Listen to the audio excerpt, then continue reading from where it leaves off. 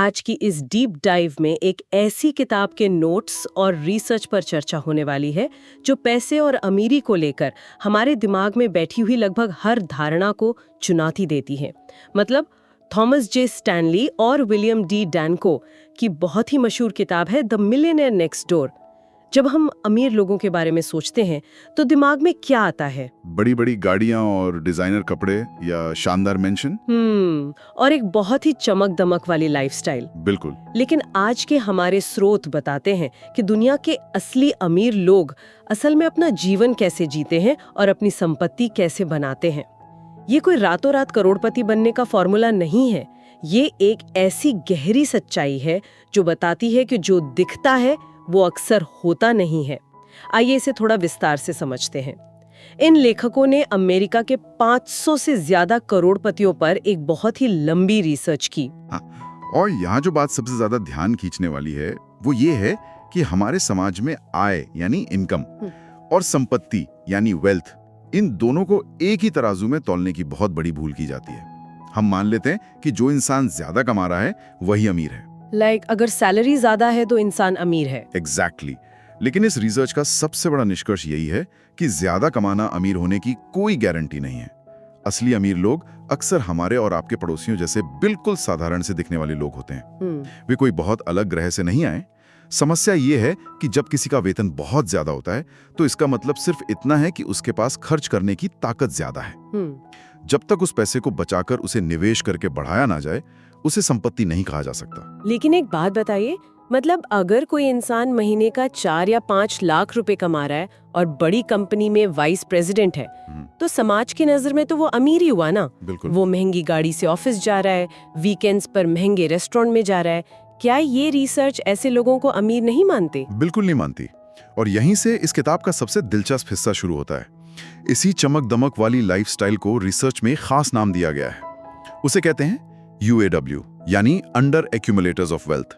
ये वो लोग हैं जिनकी इनकम बहुत ज्यादा होती है लेकिन इनकी असली संपत्ति या नेटवर्थ बहुत कम होती है। तो ये अपना सारा पैसा खर्च कर देते हैं? हाँ, ये लोग अपनी भारी भरकम सैलरी का एक बहुत बड़ा हिस्सा सिर्फ अपना स्टेटस मेंटेन करने में लगा देते हैं। EMI पर ली गई लग्जरी कारें या बड़े घरों का भारी भरकम लोन या फिर ब्रांडेड घड़ियां, ये सब बाहर से देखने में अमीरी का प्रतीक लगते हैं, लेकिन असल में ये एक ऐसा जाल है जहां इंसान हर महीने अपनी ही कमाई के पीछे भाग रहा होता है। मतलब ये कि अंदर से इनके बैंक खाते उतने ही खाली हो सकते हैं जितने किसी आम इंसान के। ये तो एक तरह से फेक रिच वाली बात हो गई, सिर्फ अमीर दिखने की कोशिश करना। एकदम सही। ये लोग अमीर दिखने की कीमत अपनी असली अमीरी से चुका रहे होते हैं।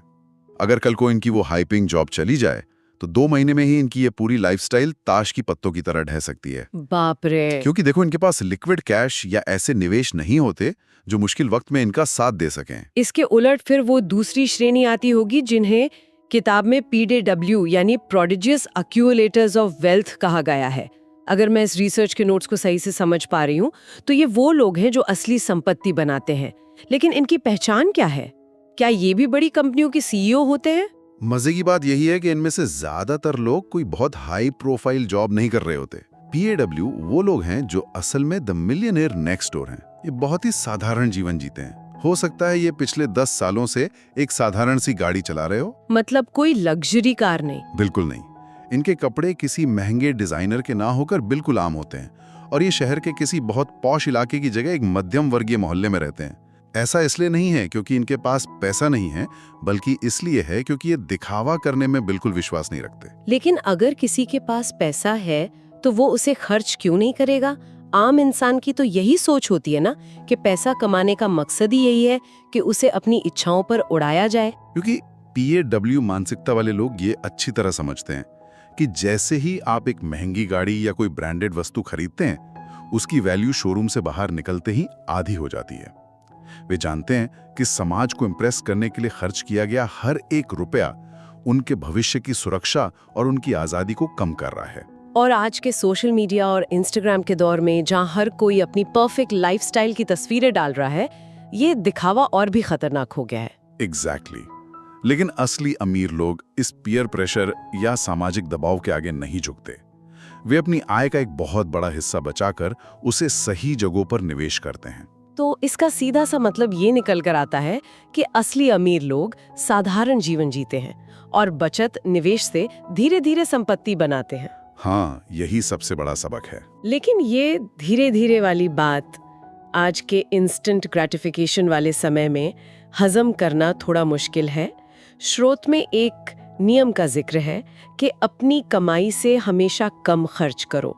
उसमें एक उदाहरण भी दिया गया है कि अगर कमाई 1 लाख रुपए है तो 60,000 खर्च करो और 40,000 का निवेश करो।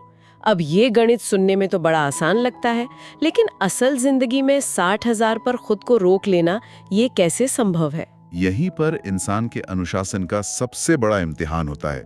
ये सिर्फ एक गणित का फॉर्मूला नहीं है, बल्कि ये एक पूरा मनोवैज्ञानिक युद्ध है जो इंसान को अपने ही खिलाफ लड़ना होता है। वो कैसे? जब किसी को बोनस मिलता है या सैलरी बढ़ती है तो आम इंसान सबसे पहले अपनी लाइफस्टाइल अपग्रेड करता है। वो बड़ा टीवी लाएगा या नई गाड़ी बुक करेगा। लेकिन जो लोग सच में वेल्थ बनाते हैं वे अपनी बढ़ी हुई आय को सीधे निवेश में डाल देते हैं और अपनी लाइफस्टाइल को वहीं रखते हैं जहां वो पहले थी। यानी वो लाइफस्टाइल इन्फ्लेशन के जाल में नहीं फंसते। लेकिन क्या वो लोग सच में इतने कंजूस होते हैं कि पाई पाई का हिसाब रखें? इसे कंजूसी कहना गलत होगा। इसे बजट और योजना का महत्व कहना ज्यादा सही है। रिसर्च बताती है कि करोड़पति लोग अपने छोटे छोटे खर्चों का पूरा हिसाब रखते हैं। उन्हें पता होता है कि उनका पैसा कहां जा रहा है। एक तरह की ट्रैकिंग करते हैं वो। बिल्कुल। वे केवल आज की छोटी खुशियों के लिए नहीं जीते, बल्कि भविष्य के लिए लंबी अवधि की योजना बनाते हैं। वे अपना समय इस बात की योजना बनाने में लगाते हैं कि उनके निवेश पर रिटर्न कैसे बेहतर हो सकता है, न कि इस बात पर कि अगली सेल में कौन सा गैजेट खरीदना है। ये कोई सजा नहीं है, बल्कि जीवन जीने का एक बहुत ही सचेत और कैलकुलेटेड तरीका है। यहाँ पर बात बहुत दिलचस्प हो जाती है, क्योंकि अगर कोई इंसान जीवन भर सिर्फ पैसे बचा रहा है, साधारण कपड़े पहन रहा है, छोटी गाड़ी चला रहा है, तो फिर उस पैसे का आखिर फायदा क्या है? वो ये सब किसके लिए कर रहा है? इन स्रोतों को गहराई से पढ़ने पर एक बहुत ही अलग नजरिया सामने आता है। हाँ, और वो नजरिया है आजादी का। सही कहा। ये लोग समाज में रुतबा या स्टेटस नहीं चाहते, बल्कि ये फ्रीडम चाहते हैं। और यही वो बिंदु है जहां आम इंसान और एक वेल्थ बिल्डर की सोच अलग हो जाती है। उनके लिए पैसे का मतलब ज्यादा सामान खरीदना नहीं है, बल्कि अपने समय को खरीदना है। उनका मुख्य लक्ष्य वित्तीय स्वतंत्रता प्राप्त करना होता है। Financial freedom. हाँ, वे चाहते हैं कि वे अपनी शर्तों पर जी सकें। अगर उन्हें कोई काम पसंद नहीं है तो उन्हें सिर्फ इसलिए उस काम को ना करना पड़े क्योंकि अगले महीने ईएमआई भरनी है। मतलब फक यू मनी वाला कॉन्सेप्ट कि अगर बॉस से नहीं बन रही या काम में मजा नहीं आ रहा तो बिना किसी आर्थिक डर के इस्तीफा दिया जा सके। एकदम सही। उनके लिए असली अमीरी का मतलब अपने समय पर अपना पूरा नियंत्रण होना है, और इस तरह की स्वतंत्रता रातों रात नहीं मिलती। इस पूरी रिसर्च का एक सीधा सा और शायद कुछ लोगों को बोरिंग लगने वाला सिद्धांत है कि संपत्ति का निर्माण धीरे धीरे होता है। कोई शॉर्टकट नहीं है, कोई चमत्कार नहीं होता।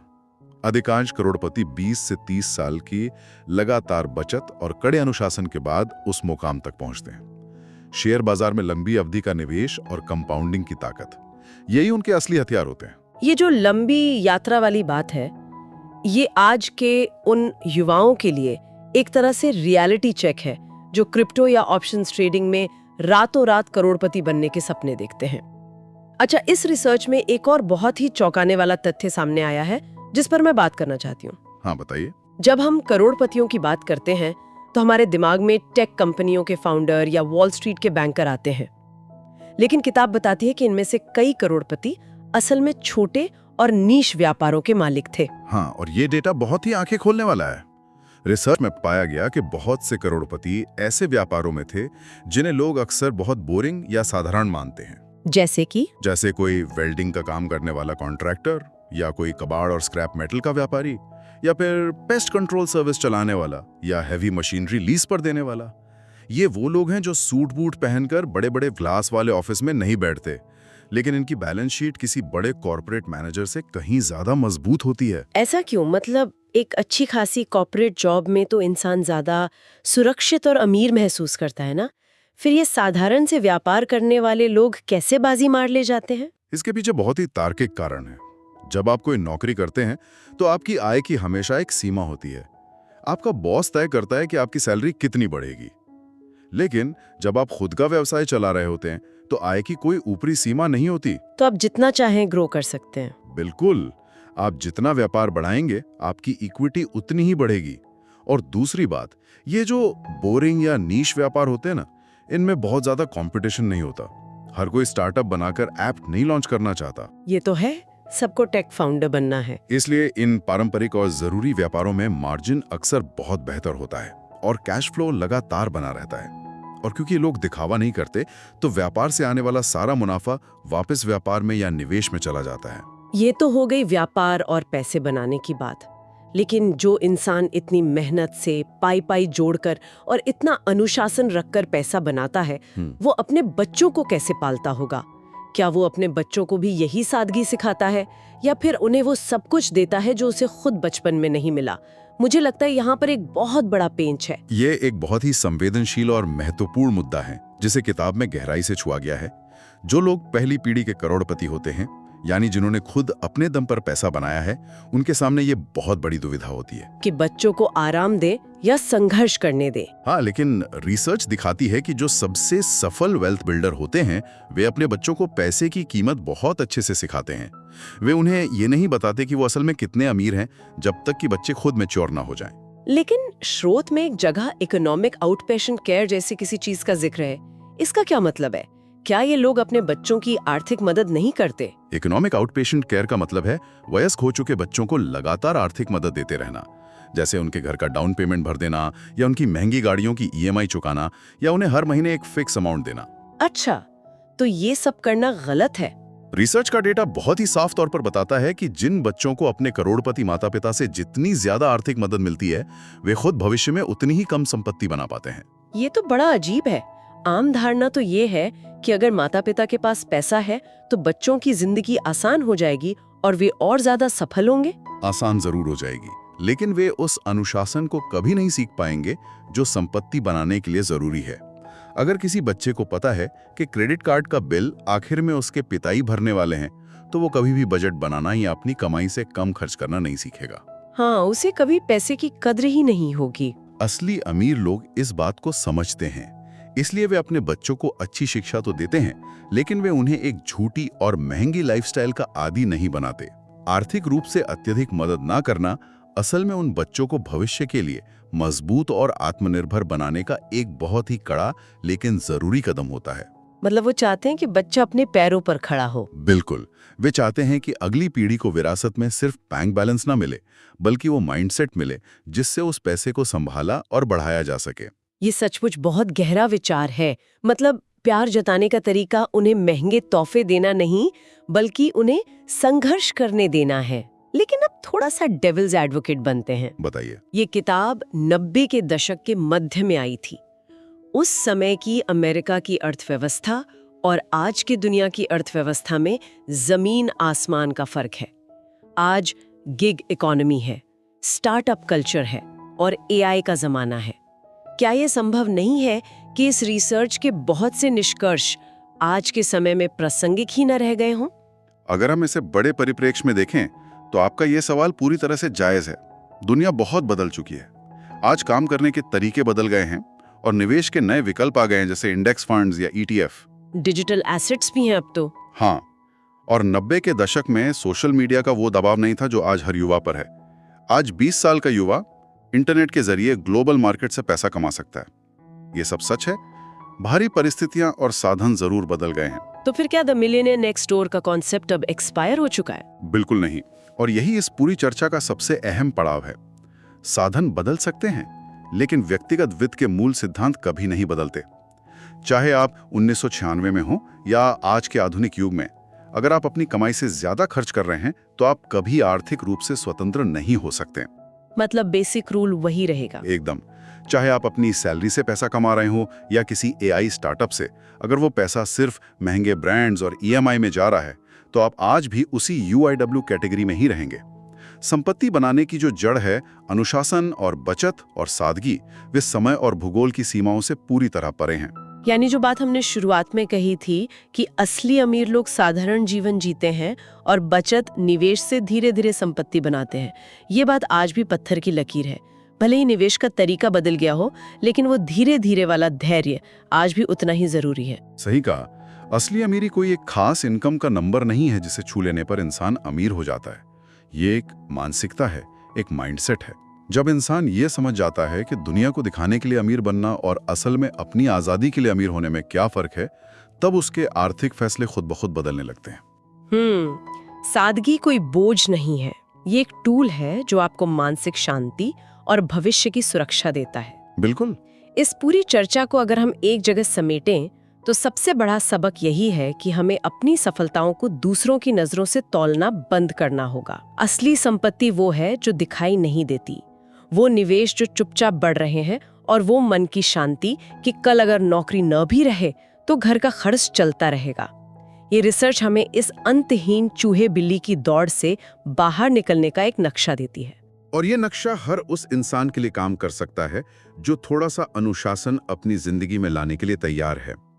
ये एक बहुत ही सशक्त करने वाला विचार है कि करोड़पति बनने के लिए किसी लॉटरी की या किसी बहुत बड़े चमत्कार की जरूरत नहीं है, बस सही आदतों की जरूरत है। बिल्कुल। और इस डीप डाइव को खत्म करते हुए मैं एक ऐसा विचार छोड़ना चाहती हूँ जो शायद हम सबको सोचने पर मजबूर कर दे। हम सब अपनी अपनी फील्ड में मेहनत कर रहे हैं और पैसा कमा रहे हैं, लेकिन सोचने वाली बात यह है कि अगर आज अचानक किसी इंसान की सक्रिय आय यानी काम करने से हर महीने आने वाला पैसा पूरी तरह से बंद हो जाए, तो उसकी वर्तमान संपत्ति उसे कितने दिनों तक वही जीवन स्तर दे पाएगी जो वो आज जी रहा है? ये एक बहुत ही गहरा सवाल है। क्या आज का इंसान सच में वित्तीय स्वतंत्रता और असली अमीर बनने की दिशा में काम कर रहा है, या फिर वो केवल अमीर दिखने की एक अंतहीन और थका देने वाली दौड़ में भाग रहा है? इस सवाल का ईमानदारी से दिया गया जवाब ही ये तय करेगा कि कोई इंसान भविष्य में कहाँ खड़ा होगा। इस बहुत ही शानदार और गहरी चर्चा के लिए जुड़ने का शुक्रिया। उम्मीद है कि ये सादगी और अनुशासन के सबक हमें अपने पैसे और अपनी लाइफस्टाइल को एक बिल्कुल नए नजरिए से देखने में मदद करेंगे। आज की इस डीप डाइव में बस इतना ही।